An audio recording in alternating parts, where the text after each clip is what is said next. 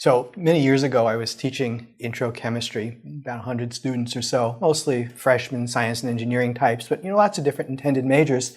And about a month into the course, a student asks me if he can take the final on a different day from everyone else because his family's going on vacation to Germany. And I couldn't believe it. I mean, why would anybody make reservations months in advance for vacation during exam week? So I said no, and I was pretty obstinate about it. Eventually, they changed their flights and all was well, but somehow I've never really felt good about this.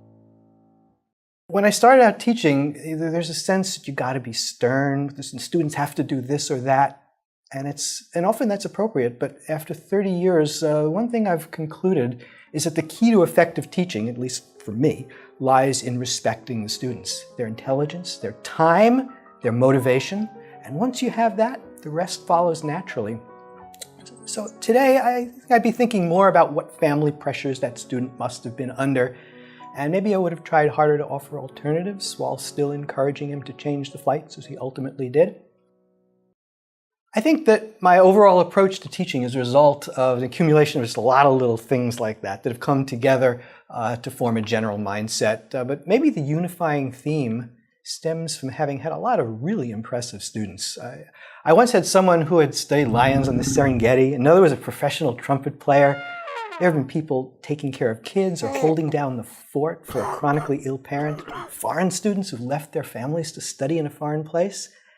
And because of this, I've come to think that the stereotype of the grade-grubbing student who only wants to get extra points on a test is actually less prevalent than folklore would have it. Yeah, people may do poorly in my class, but it can be for lots of reasons: academic preparation, overcommitment, family circumstances, disruptive roommates, all kinds of things. But actually, I think the vast majority of students are exceptional people with the right attitude. It's just that, sometimes stuff happens. So, is this really about teaching, or is it just about trying to be a nice guy?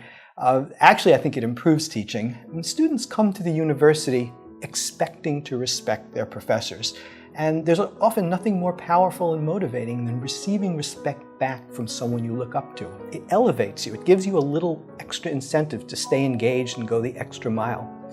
I think it also adds another dimension to what we can teach our students. Last semester, I gave an exam on Wednesday night, and I was going to post the answer key first thing Thursday morning.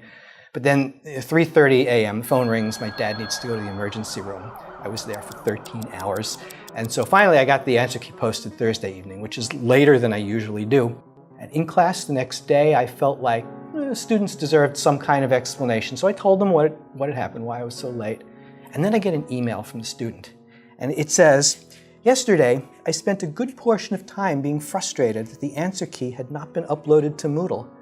I wanted to know the grade on my test that I had spent so long studying for, truly believing it would either make or break my day. When I came to lecture today, and you told us why you had not uploaded it, I couldn't help feeling foolish and selfish. It reminded me that in the midst of papers, tests, and labs, there are things in our lives that are so much more important than any grade on a test. Thank you for reminding me of that." And I just thought, wow. So for me, the issue of respect captures the essence of how I feel like I can amplify and optimize my influence as an educator. If I can set a high bar for myself, intellectually of course, but also personally, then hopefully not only have I raised the academic level, but I've also taught much more than chemistry.